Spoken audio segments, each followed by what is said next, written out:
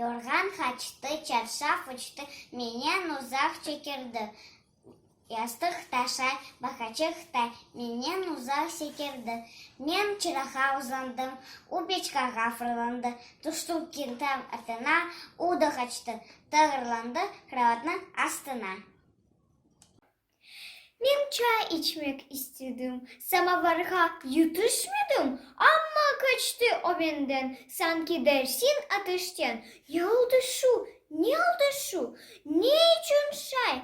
Evde her şey tıkırlandı. Gurullandı. Kopçuk olup fırlandı. Utu çözme артından, pirok артından maşa, pirok utu артından, dava артından huşa. Hepsi dönüyor, eylana, başlı ayaklı hakışa.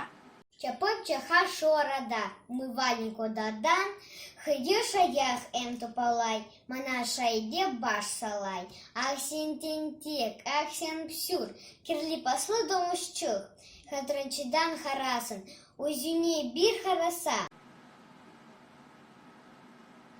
Senin boynun kır haplı, burnun tıbı hasaklı. Senden alğan avuçtan, ştan bile çatke kaçtı.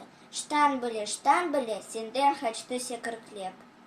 Bayır tем alhasın, sıçıçıklar yuvuna, yuvunalar mışıçıklar, hur kırmızı papicikler, emyecikler, sabah salkın suvuna. Yuğunmadım tebersen.